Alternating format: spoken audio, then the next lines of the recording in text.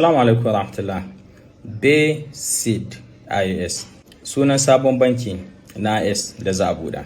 To wannan yana nufin kudin IS suna nan bisa hanya. Mun gani mu duka jiya da Zubairu Mai Sanko ya halarci cikin tawaga da suka tarbi bakuntaka Premier Minister Ali Lamin Zain a garin Bamako, kasar Mali.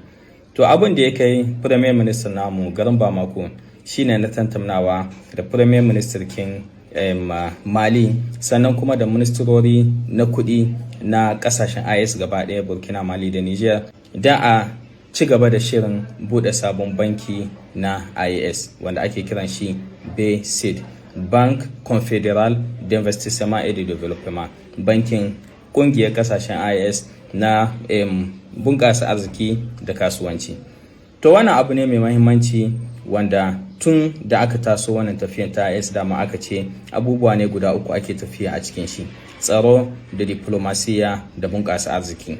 Suka ce idan ana so a bunƙasa arziki dole sai ya zamanto muna da banki namu na ƙasashenmu mai zaman kanshi, kuma shine yanzu ake ci gaba da wannan zaman.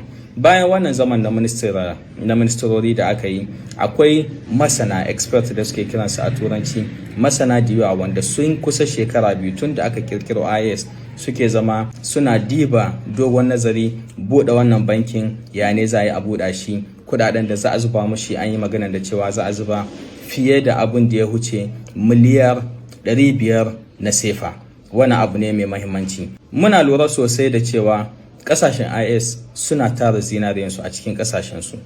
To ya ne yanzu zancen wannan bankin, kuma ya ne zancen sabon kuɗi na IS? Bankin nan da za a buɗa shi mun san da cewa tabbaci ta yi mudi ana musanin zai fara aiki ne da sefa.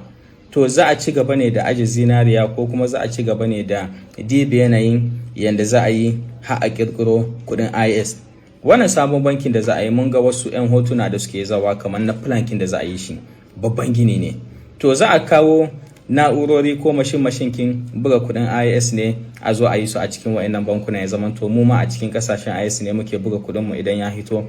Ko ma menene yake tafiya, abu guda tabbaci shine na cewa kasashen IS, ministrorin mu nan na finance da su shugabannin kasan ba su rihe idan su ba su yi shiru ba bisa cewa kudin IS idan lokaci ya zo dole sai yayi. A yanzu kudin nan da za a rika zubawa a cikin wannan bankin zai zamanto su ne kudi da za a rika tallafa ma 'yan kasuwa, manyan 'yan kasuwa da ƙananan 'yan kasuwa. Su ne kudi da za a rika aiki da su don a bunƙasa duka wa'annan ƙasashen namu na IS, harkan gini, harkan karatu, harkan likita da harkan noma da kiwo da harkan tsaro. Kudinmu ne zai zamanto a ciki muke ajewa.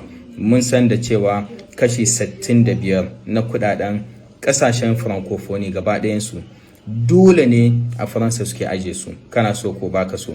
To IS za su hita daga wannan system king, zai zamanto mu ne zan murka aje reserve mu na zinariya, mu ne zan murka aje kudadenmu, kuma da mu ne zan mu yi controlan bunƙasa arzikinmu da investment mu. Wannan tafiya ce mai kyau cikin samun incin kai na harkar bunƙasa arziki, independence economic. Aiki yana ne yana ci gaba. Wannan shine sababin ziyarar Prime Minister namu zuwa kasar Bamako, sannan kuma da suka gama wannan reunion kin jiya suka je suka zamna da shugaban kasar Mali General Assimi Goita, suka bashi rahoto, suka bashi bayanin abubuwan da za su wakana. Kuma yau ma sun ƙara zama da ministrorin kuɗi na kasashen IS don ya tabbatar da cewa tafiyan wannan bude sabon banki da bunƙasa arziki abu ne dole babu ja da baya a cikin shi. Tsaro da diplomasiya da bunƙasa arziki, IS sun kalli gabaskinsu kuma sun kama tafiyansu. To Allah ya kama mana, Allah ya sa duka wa'annan abubuwan su tabbata, na tsaro, na diplomasi mai kyau, na bunƙasa arziki.